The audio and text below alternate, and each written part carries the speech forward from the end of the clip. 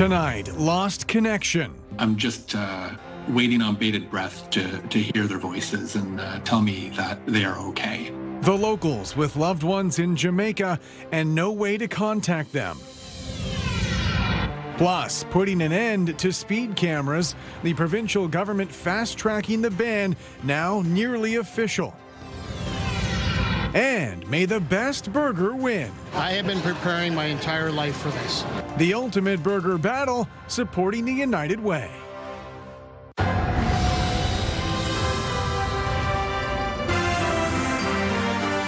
CTV News with Carlyle Fiset. Good evening. Thanks for joining us. We begin tonight with an appeal from the Red Cross for more aid after Hurricane Melissa pummeled the Caribbean. Abigail Beeman has more on the path of destruction left behind and a death toll that's expected to rise. This family fights tears, surveying the damage to their home in coastal Black River. If we had stayed, we'd have died. And at the same time, feels fortunate. I thank God I can find a bed to sleep on. So, even though they are soaking wet, but we can lean them up with the water can and drain out. If we even sit up, we will manage. We will manage. Hurricane Melissa has killed dozens and caused massive destruction across Jamaica, Haiti, and Cuba. Today, our government is providing $7 million in humanitarian assistance. That promise from Ottawa breaks down to $5 million for humanitarian partners providing aid such as sanitation and clean water, and $2 million for the World Food Program distributing food and relief. The government says Canada hasn't received any requests for military or personnel help, but stands ready. We're standing with the Caribbean today, and we'll be here tomorrow to help rebuild stronger, safer, and more resilient. We think this is going to be a little worse than what the initial reports are looking like. The group Global Medic has portable water purification units and family emergency kits on the way to Jamaica, offering drone service as well. Rahul Singh says being on an island poses additional challenges. There's less infrastructure and less capacity for folks to go to. And then with the flooding, and then the flooding sitting there, you've got to get rid of that water. Tonight, Hurricane Melissa batters on towards Bermuda, downgraded to a still very powerful Category 2 storm. At this point, it's forecast to be a post-tropical storm as it passes Canada's east coast early Saturday morning. Abigail Beeman, CTV News, Ottawa. Here in London, family members say they are desperately trying to get in touch with loved ones in Jamaica. One man whose parents moved there for retirement says he was on the phone with them in the middle of the storm when the call dropped. As Sean Irvin reports, he hasn't heard from them since. For a quarter of a century, high school sweethearts Richard and Diane Kitching have been living the good life in Jamaica. Richard's son Jason and daughter-in-law Janine often visit the couple's island home. They've got a view of the coast from where they live. It's like what everyone dreams about doing. Let's just retire and move to Jamaica. Richard, a former London firefighter, and Diane fell in love with Jamaica during vacations in the 1980s and 90s. Early retirement allowed them to move there. Over the ensuing years, the couple has ridden out several hurricanes, but never a direct hit. As Melissa approached Category 5, there was fear it could be more threatening. Jason checked in frequently.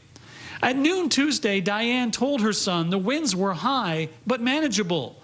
90 minutes later, the situation had changed dramatically for the worse. It was quite a frantic call. At that time, they were underneath the house because the roof had blown off already and all the windows had been blown out. As seen on this map, the couple's home lies on the southeastern tip of the island, atop a steep mountain, leaving them few areas to hide. In their last communication with Jason, he learned his parents had moved to take shelter under a concrete porch. They were quite frightened and they were trying to make their way to the building we call the bunker. Seconds later, Jason said the phone went dead. He has not heard from his parents since. I'm just waiting on bated breath to hear their voices and tell me that they are okay. If they have food, if they have water, if they have a place to rest their heads, like we don't know. Desperate for information, Janine has contacted every agency available. I don't know if there's a world where there can be a helicopter that goes to their mountain, but I'm just doing everything I can. So far, the couple has been told it could be days, if not weeks, before communications are restored. My dad is quite a resourceful man. He's MacGyver. He's a MacGyver. If anyone can get through this, it's Richard. In London, Sean Irvin, CTV News. London City councillors appear poised to approve a 35% pay raise for next term. However, there is opposition. The union president representing City Hall's inside workers says if they get that, he wants the same increases in their next contract. Daryl Newcomb reports. Give us, a 35% increase. I'm more than willing to accept that. The president of the union representing City Hall's inside workers says a committee's recommendation that councillors' base pay rise 35% next term to $94,000 sets new expectations for his members' compensation. Our contract ends next year, so yes, absolutely, that would be something that we would bring up because, again, if it's good for the goose, it's good for the gander. This week, a committee backed recommendations from a task force regarding base pay and top-ups for standing committee chairs, the deputy mayor, and budget chair. But then it went one step further, adding up to 4 weeks severance pay for councillors who fail to be re-elected. Deputy Mayor Sean Lewis rejects CUPE 101's argument about parity. We don't have all of the benefits of union rights. We don't even have EI, which union members do. We're not covered by WSIB, those sorts of things. So frankly, he's comparing, apples to watermelons. Lewis suggests a better comparison is with council members in other municipalities. Hamilton, Burlington, Brampton, Ottawa, Toronto. When you look at the single-tier municipalities, London councillors will still be among the lowest paid. We're underpaid. We aren't paid as much as others. So if you really want to use that, then when we bring it up in bargaining, please also support us. The report from the task force describes the position of a councillor as a full-time service role, but acknowledges there's no legislation requiring them to work a minimum number of hours, nor are they prevented from holding an outside job. It is a part-time gig. It will still continue to be a part-time gig. There are some that barely do a part-time gig as well. So I think we really need to look at that. This is a full-time responsibility and a full-time job. And yes, I do expect people who put their name on a ballot to make a full-time commitment for the next 4 years. Council will make a final decision about its compensation and potential severance pay next term at its meeting on November 4th. Daryl Newcomb, CTV News. Unifor leaders rallied outside the Kami Assembly plant in Ingersoll alongside workers facing an uncertain future. We want to make sure that General Motors, the provincial government, the federal government knows that we're fighting for every job right now. Obviously, we're in the middle of a trade war. It's having a brutal impact on the industrial economy of Canada. But at the heart of that economy are working people, and they're the ones feeling the pain at the moment. So, yeah, we're not going anywhere. We're going to keep fighting. We're going to keep fighting for these jobs and keep fighting for this plant. This is day 2 of 3 for demonstrations outside the shuttered plant. It was organized in response to a General Motors announcement last week, pulling the plug on the electric delivery van produced there. Unifor leaders say they're working with GM to find a new product for the facility so those employees can keep their jobs. The Toronto Blue Jays have guaranteed themselves 2 chances to win the World Series in front of their home crowd. They came up with a dominant win in Game 5 last night. With more on that performance and the anticipation ahead of Game 6, here's Allison Hurst. On the first pitch of the game, Davis Schneider hit it out of the park. The first pitch of the ball game! And no one loved it more than his dad.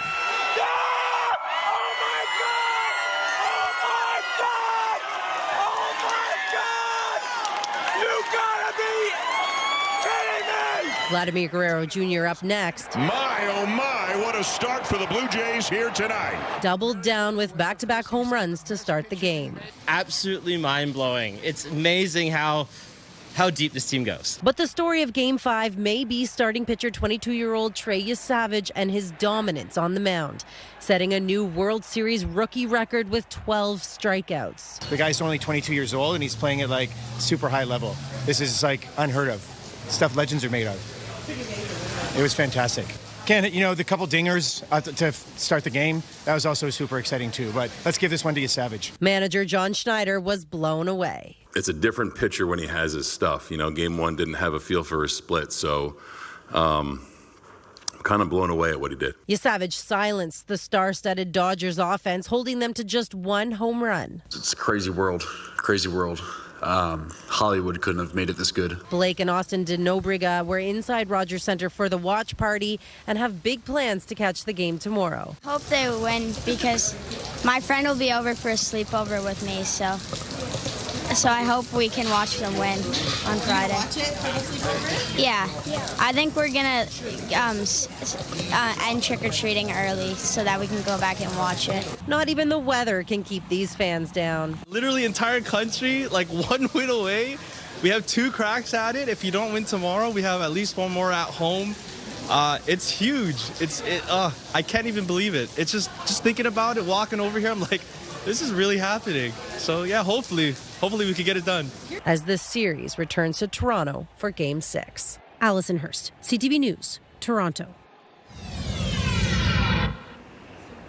Good evening. The good thing the game isn't tonight because we have periods of heavy rainfall moving through Toronto right now. Likely about 15 to 20 more millimeters of rain on the way. It will be tapering off as we head into tomorrow evening, but areas east of London will still be experiencing some heavy rain. In London over the last few hours, we have had some steady rainfall, about 5 to 8 millimeters coming as we push through the next few hours. You could hear it coming down just outside of our studios. Forecast model indicating close to 6, but you can see where those heavier pockets are close to Toronto, so Cambridge and Milton area picking up some heavy rain as well. As we push through the next few hours, 6 degrees. The winds are quite gusty out of the north and will continue to gust as we head through the evening. Coming up, I'll take you through your Halloween forecast. Things are looking up. Some good news to share with you. And as we head into November, temperatures averaging a bit above normal. I'll have that forecast for you in just a few minutes. Thanks very much, Julie. Emergency responders say a driver had to go to hospital this morning after a crash in the city's north end. These are images posted on social media by London fire officials who say the driver crashed into a gravel pit and needed extrication from the vehicle. It happened near Fanshawe Park Road in Highbury. The van ended up on its side. No details on the severity of the driver's injuries have been released. The provincial government has passed a controversial bill banning municipalities from using speed cameras. Bill 56 is called the Building a More Competitive Economy Act. It was introduced earlier this month and fast-tracked through the legislature. Premier Doug Ford has repeatedly called speed cameras a cash grab, saying his government will instead focus on speed bumps, roundabouts, and better signage. Critics say the cameras are an important safety device, especially in school zones. The next step for the bill is royal assent, which is expected Monday. The Hamilton Road Business Improvement Association held its annual general meeting last night, a week after revealing the organization's executive director fell for a phishing scam this summer. According to officials at the meeting, online scammers were able to get into the BIA's bank account, stealing $125,000. Members say they found ways to cut back, maintaining services with the money they still have. They also say the BIA has switched financial institutions and is looking into better ways to protect against future scams. Officials previously told CTV News only $14,000 had been recovered. We've taken all the steps that we should. We're not done. We're going to continue to look into it because it is monies that should be going to the Hamilton Road area. And so we are considering getting further legal direction to see if there's any other avenues we can follow to maybe recover some other funds. A Southampton pharmacy has opened a new clinic for patients without access to regular primary health care. Scott Miller has more on the Orphan patient clinic and what it means for the community. For the past 2 years, Valdemar Janowski and his wife Vislava have been without a family doctor.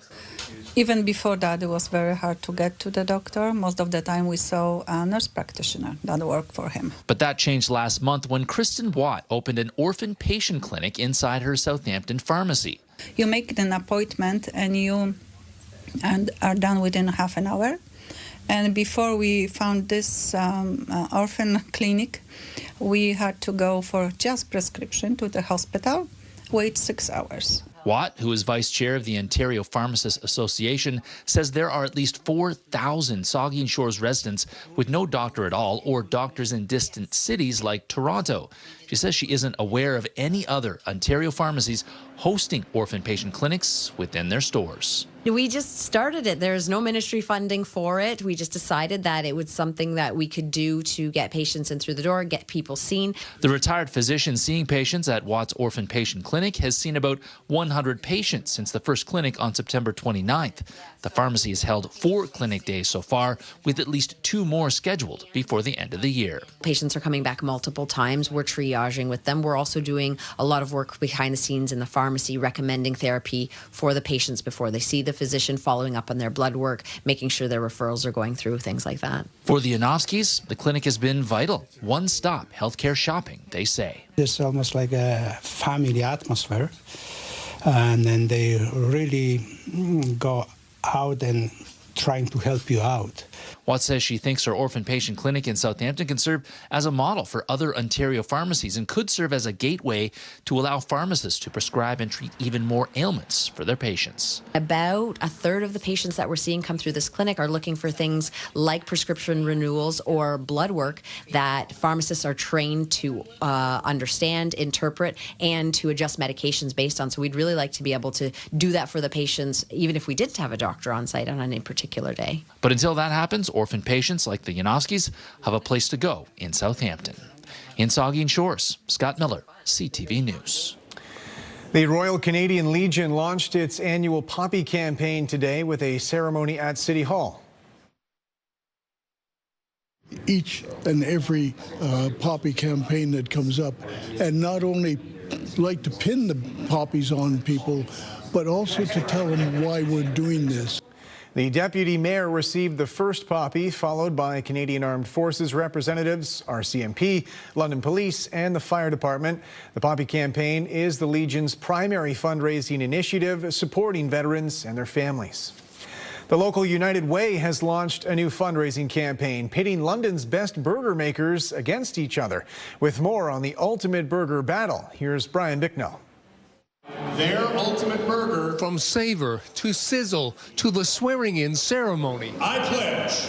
I pledge. To try all the burgers. To try all the burgers. United Way, Elgin Middlesex, kicked off its first ever ultimate burger battle at 100 Kellogg Lane. Throughout November, 18 local restaurants will each serve up their own take on the ultimate burger.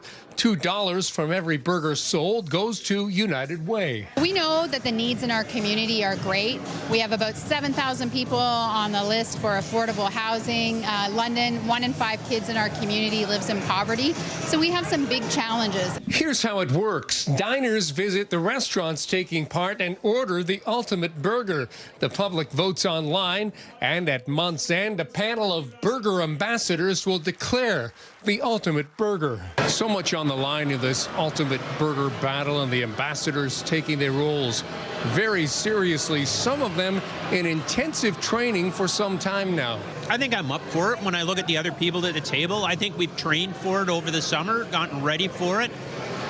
It's going to be a tough November. I love to eat out in London, and I support United Way. So it's just a combination of all great things. I have been preparing my entire life for this. Winning categories also include People's Choice and Most Burgers Sold. For a list of restaurants participating, go to unitedwayem.ca. Brian Bicknell, CTV News. Coming up, the Western professor blowing up on social media, how he turned one of his lectures into a TikTok sensation.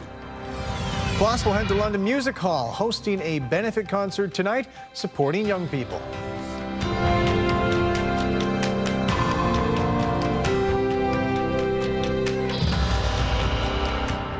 Download the CTV News app and stay on top of local stories as they unfold. We begin tonight with Ontario's latest. Customize your feed and watch live wherever you are. CTVLondon.ca, your home for news. Welcome back. A Western University professor is making quite an impression with his students and the internet. A video of his recent chemistry lesson turned pop performance has gone viral. With more, here's Rita Ismail. follow my lead.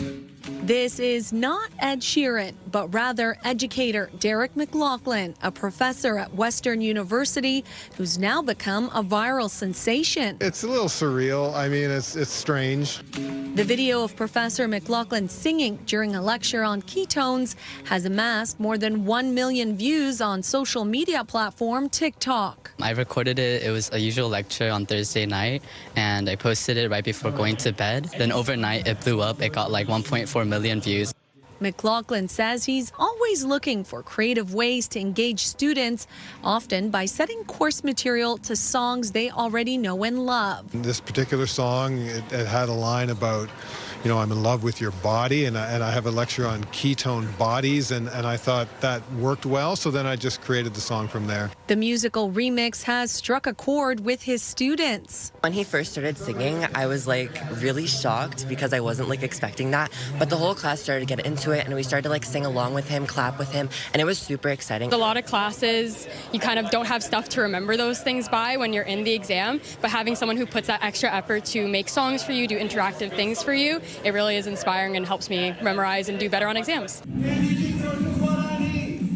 McLaughlin has been teaching for more than 2 decades and says this isn't the first time he's brought music into his lectures. I use humor. I tell some personal stories in class to make that sense of connection with the students, because then I think they're more ready to learn if they feel like you're a person that, you know, they're connected to. Although he's not a professional singer, McLaughlin says his background in piano lessons and high school plays helps him bring a bit of performance to the classroom. And while his chemistry class may not land him a record deal anytime soon, it's clear this Western professor has found the right formula for learning. Rita Ismail, CTV News. A benefit concert is getting underway tonight at the London Music Hall, supporting the Harbour, a treatment program for young Londoners with eating disorders. With more on tonight's show, we're joined live by Lauren Stallone. Lauren, over to you.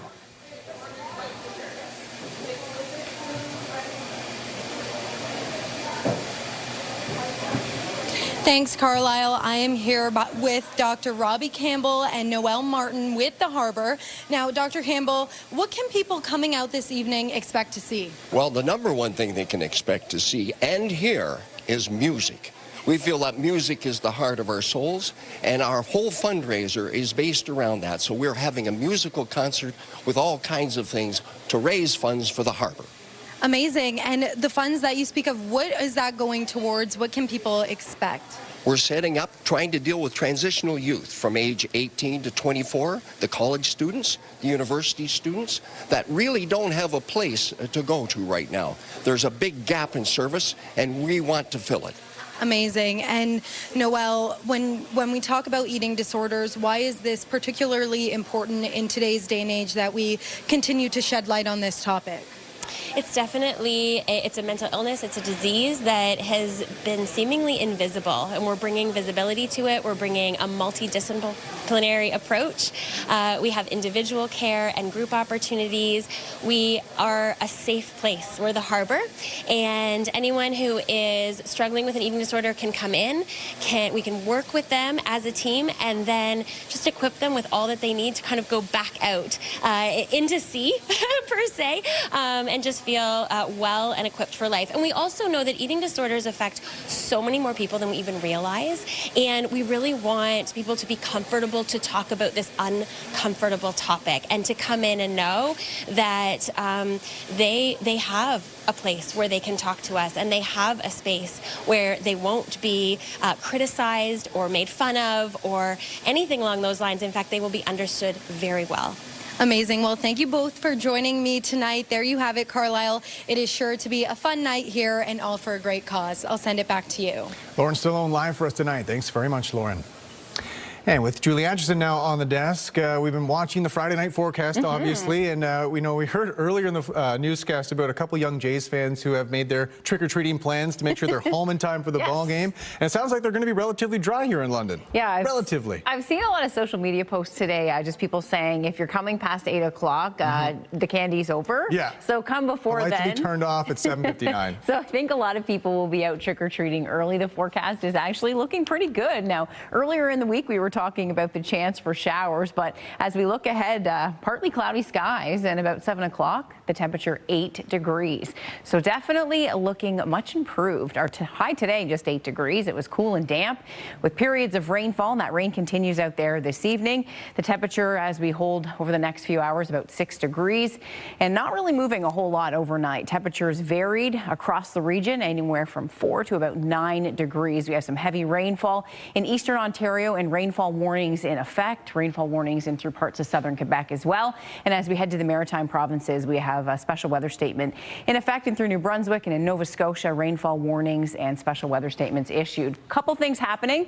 We do have an area of low pressure that's been moving by south of the Great Lakes with an area of moisture that's moved up. Now, tropical moisture and part of the remnants of Melissa will start to drive back towards eastern Ontario as we head into tomorrow. But for us, we'll be out of the rainfall. That's going to push off to the east. But you can see this steady rain right now moving in and around the Golden Horseshoe. We've got some strong rainfall pockets pushing through. That's the low pressure system that's just south of Lake Ontario. So low pressure again staying south of our area. We'll see high pressure build in for tomorrow. Now, the issue tomorrow will be the air, of course, this time of year is cold. And it comes over the Great Lakes, and that does generate some off-lake cloud and some showers. Now, I just wanted to show you what's happening with Melissa, and as it heads towards the Maritimes, as we head toward Friday, you can see just pushing by the Avalon Peninsula as we head into Friday, Saturday. So as a low pressure system. So the tip of Newfoundland will get hit with some winds and some gusty conditions expected, high waves as well, and periods of rainfall. Now, back here at home, overnight, our rainfall will start to taper off through the overnight.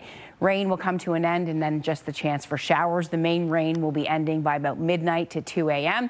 And you can see it quite clearly on the forecast model. There's also some cool air wrapping in, so there's even flakes of snow in those higher elevations east of Toronto and to the northeast, and you can see some snowfall on the northern flank of this system. So north and northeast of Toronto, we could see some flakes of snow mixing in as we head into Friday as the system tries to wrap in some cooler air, and you can see all of that moisture moving in Friday evening, pushing towards Newfoundland Friday night into Saturday. Now, your Halloween forecast, I'll break it down for you. We're expecting some peaks of sunshine, but winds will be quite gusty through the day. Winds out of the northwest 30, but we could see gusts to 50. Forecast high 11 degrees. Now, there's still a chance for showers, that probability about a 40% chance, but as we head into the evening, it'll drop down to a 30% chance. Our Metal Roof Outlet forecast for Friday night, again, partly cloudy, and the temperature hovering around 8 degrees. By about 7 to 8 o'clock, we'll see the temperature dip a degree, but other than that, we're not expecting anything but some gusty winds, so you might want to layer up just a bit.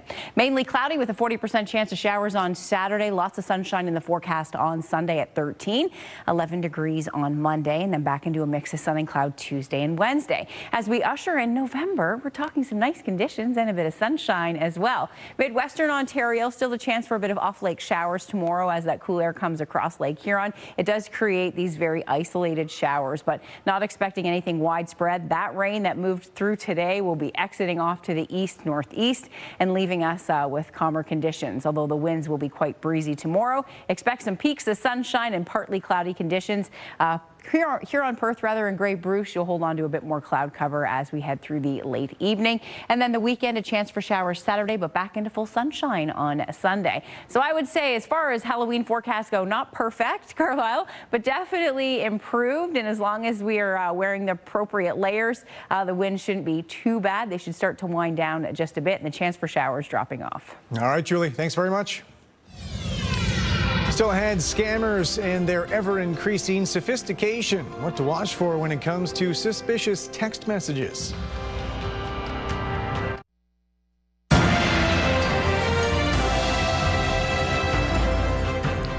A new report suggests most Canadian workers have a favorable view of diversity, equity, and inclusion initiatives. Researchers with the Future Skills Centre and the Diversity Institute at Toronto Metropolitan University found 54% of surveyed workers viewed DEI positively. 27% of respondents were neutral, while just 16% said they perceive DEI negatively. The report says there's been increasing scrutiny over these policies, largely tied to recent political backlash in the U.S. Officials with the parent company of Tim Hortons say sales were up more than expected last quarter.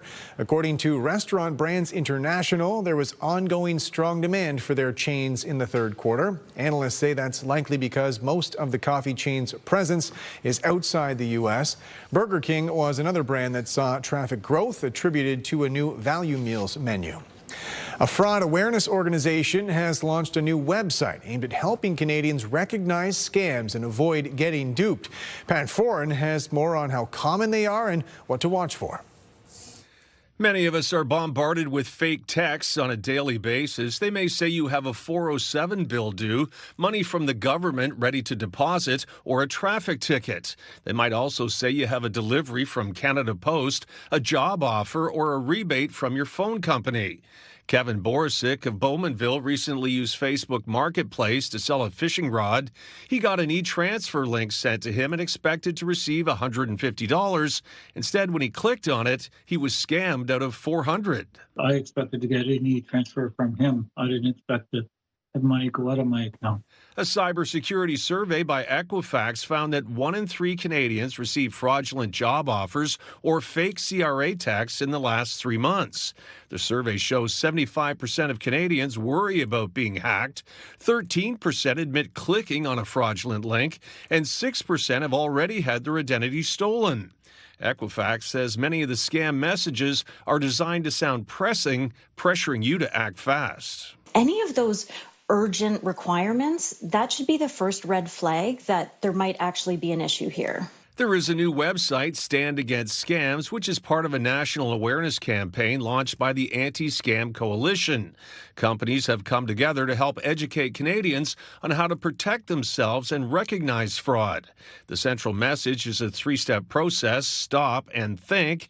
Check to see if it's legitimate. If you're not sure, ask family and friends. And talk, then share details about scams to protect others. The best strategy at this point is vigilance and using multiple layers of protection. Be suspicious of any unknown text you receive until you can check it out thoroughly, and be cautious before clicking on links sent to you. Borisic says he was hoping to make a little money selling a fishing pole when instead he was scammed out of $400 he can't afford to lose. You hear it all the time happening to different people. You never expect it to happen to yourself. Pat Foran, CTV News. Canada's main stock index saw a small bump today, helped by gains in the basic materials sector. The TSX was up 34 points in New York. The Dow lost 109. The Nasdaq dropped over 370. The Canadian dollar down more than 1/3 of a cent. On commodities, gold climbed more than $15 an ounce, and oil was up 9 cents a barrel. Still ahead, Canada's armed forces issuing an apology. The message from the military addressing a history of systemic racism. 5K a day is back on 97.5 Virgin Radio. Listen to Jeff, KP, and Backstage Ben for your chance to win $5,000 Every weekday. 5K a day. Virgin Radio. Welcome back. A recent survey suggests more Canadians than ever are relying on food banks, increasingly stretched to their financial limits by the cost of living.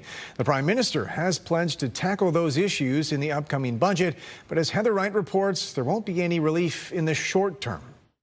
In her spare time, Annetta Wozniak bakes. Cream puffs, tiramisu, beautiful cakes. It's a passion of hers, but also a way to try and make some extra money. It's a huge challenge to live in downtown Toronto. Wozniak is one of the millions of Canadians living paycheck to paycheck. She's a single mom and has a job, but is struggling. She uses the food bank where she also volunteers, but fears she may soon be evicted as she struggles to pay rent. I don't pay fully rent because I don't make enough. My one income, it's not enough for me and my daughter. but I'm doing my best. With the Carney government set to unveil its first budget next week, people like Wozniak will be watching for anything that might make their lives more affordable. The Liberals have already announced plans to make the National School Food Program, which provides meals to 400,000 children, permanent. Ottawa will also start automatic benefits for the 2026 tax year that will ensure 5.5 million low-income Canadians receive eligible tax breaks, including the GST HST credit, the Canada Child Benefit, and the Canada Disability Benefit. There could also be tax breaks to help those working in skilled trades and personal support workers.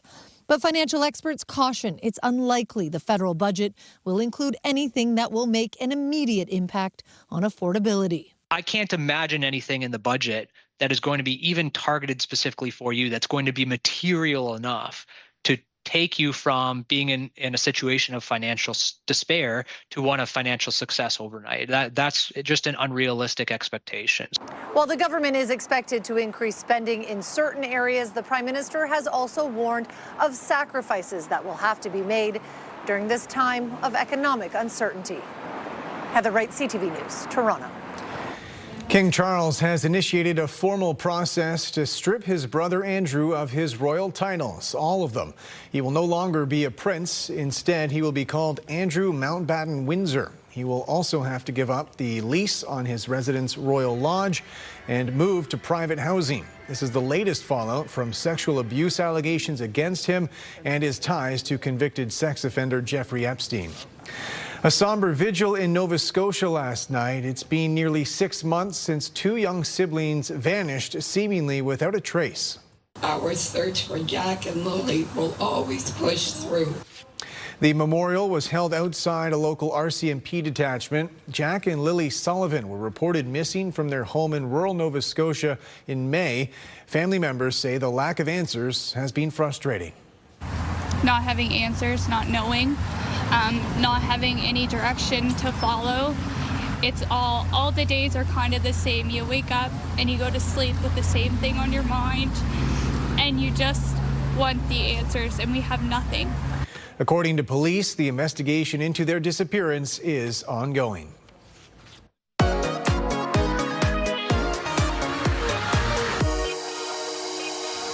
Spooky night is almost here as we count down to Halloween. We're joined by KP from Mornings on 97.5 Virgin Radio. KP, what are you dressing up for Halloween? I think my husband and I are going to go as 6-7. Okay, I'm going to embarrass my kids horrifically, and it's going to be so great. Cannot wait. How about you? I think I'm just going to wear one of those big animal onesies because they're really smart. warm and cozy, and I can just be like all warm as I give out the candy. Maybe I can be like a cozy 6-7. I like this. Okay, yeah, okay. All right, lots of Halloween activities still going on in and around the area. Give us the rundown. There's still the cool event at Storybook Gardens. Yeah, so this is Pumpkins After Dark. I had the chance to actually go this past week, and it was so great. It was phenomenal. So they have the most elaborate pumpkins I have ever seen, to the point I'm pretty sure my husband was convinced they weren't real. I'm like, no, these are real carved pumpkins. They had like the Headless Horseman and tons of really cool spooky things. They had a really cool maze there as well, all glow in the dark in 3D. So very, very interesting, very, very fun. Go and check that out. That's at Storybook Gardens, and that ends on the 1st. Okay, and Fred Oaks Mall. Fred Oaks Mall, the last night is Halloween night, so still have time to check out that one as well. And that one is in the Old Bay area of White Oaks Mall, and so it's a big space. They've transformed it completely. It's really great. Proceeds actually going to the Children's Health Foundation as well, which is really, really great, and really awesome displays and just spooky jump scares too. Yes, and I saw you did go to that scary haunted house with the gang. Abandoned Village. Yes, we actually convinced the rest of the show to come as well. So Jeff and Backstage Ben, and I think Jeff's still a little traumatized. I'm not going to lie. It's very spooky. It is 14 plus, to say the least. There are people chasing with chainsaws. It is a lot of jump scares.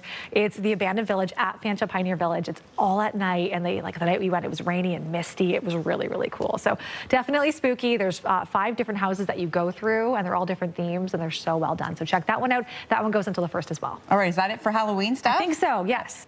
And if you're in for a good movie, perhaps, there's some screenings still going on at the Forest City Film Festival. Yeah, so that wraps up on Sunday, so still a few more days to go and check it out. Various venues across the city, mostly in the downtown core. And again, you can check out fcff.ca for all the details and tickets. All right, I guess I should be wearing blue right now as we talk about the Blue Jays, but there's a watch party going on. There is. So lots happening at 100 Kellogg. So the party continues at the factory. So every night there's a Jays game. You can go and check that out. Watch, have a beverage or two, have some food, and cheer on the Jays, of course. course.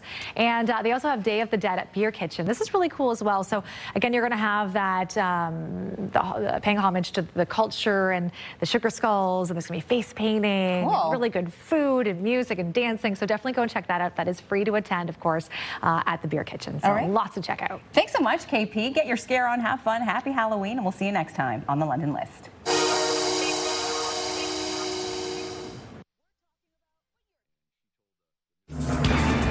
Now, this is a great photo. Thank you so much, Cheryl, for sending this one in. Go, Jays, go. Yes, it's been a long time since we've been in this World Series. All right, as we head into your Halloween, we're expecting mainly cloudy conditions with just a slight chance for showers. Some sunshine over the weekend, and temperatures will average above normal over the next 7. Canadian Armed Forces leaders offered an apology today to current and former members who experienced racial discrimination and harassment while serving. It was delivered by the military's most senior officials. Annie Bergeron-Oliver has more on how it was received. Reuben Coward has been out of the military longer than he was in it. But the trauma after years of painful encounters ranging from racial slurs to being passed over for promotions still affect him and his family. Until we have people willing to move en masse to dismantle and decolonialize this nonsense, it's going to be a chapter and verse in my granddaughter's life, who's only 6. But decades after Coward's retirement, military members continue to face racism and sexism on the job. It was extremely hard because I joined when I was 16 years old. Jay Day says the first racial slur came early in her 17-year career. I started to receive a lot of negative comments based on my skin color, based on being a very petite woman as well. And that just trickled into so many other feelings of not really feeling proud to wear the uniform. Today, the Canadian Armed Forces gathered survivors for a long-awaited apology for the treatment racialized members have faced. I apologize to every CAF member, veteran who experienced racism, discrimination, and harassment. And I acknowledge we failed you. An acknowledgement the Chief of Defense Staff says marks both a milestone and a difficult day for the military. We failed to live up to the values we project and promote around the world every day. But feelings among veterans today are mixed. The apology, in my humble opinion, is hollow.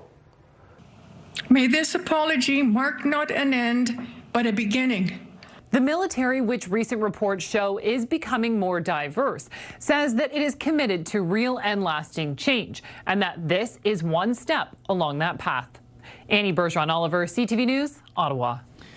Provincial documents show Ontario families are now waiting 5 years to get autism services for their kids. The Ontario Autism Coalition launched a Freedom of Information request after parents reported an increase in wait times in recent years. It found more than 84,000 children are registered for the autism program, but fewer than 20,000 are receiving funding for core services. When asked, the province's Community and Social Services Minister refused to answer the question about whether that was an acceptable wait time.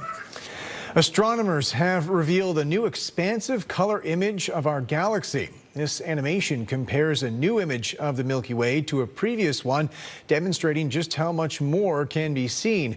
It's the largest low-frequency radio color image of the galaxy ever assembled, taking 18 months and 400,000 supercomputers to compile all the data. I'm Sherry Flick, host of Weekend Spotlight, Saturdays 8 a.m. This week. ArcAid Mission is launching a new campaign. We'll find out about that. Kroniken Orchards will be in to talk about their very long history and apples, of course. Brian Salt from Salthaven talking about what to watch for with the upcoming winter season. Yes, it is coming. And finally, London Music Office. Corey joins us. They've got lots of stuff going on there. Check it out this Saturday, 8 a.m. Welcome back. Finally tonight, a voice Blue Jays fans will certainly recognize, but whose face they likely will not. That's because he's the public address announcer calling his first ever World Series. And as Amanda Hicks reports, he got his start in small town Northern Ontario.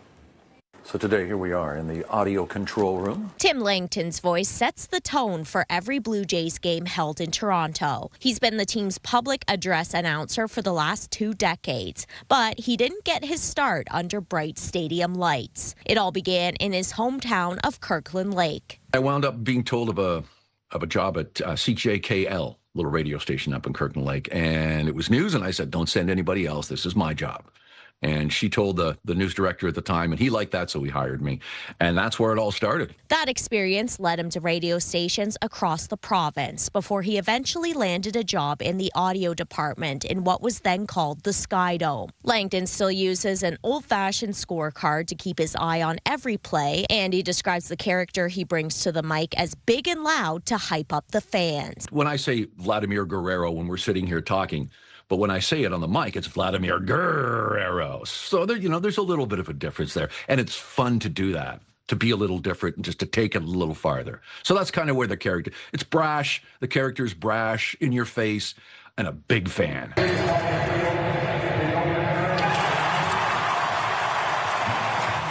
Now, Langton is calling his first World Series something he says is a privilege. Game 1, I had butterflies like I haven't had since my very first game. It really hasn't landed yet.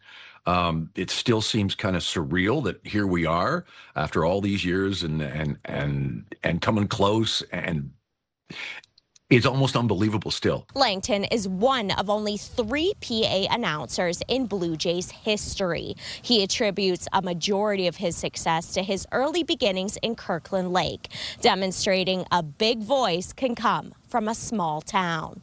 Amanda Hicks, CTV News, Sudbury. And that's it for us. Thanks for watching. For your latest local headlines, you can always head to our website. I'm back tonight with your late news after Thursday Night Football.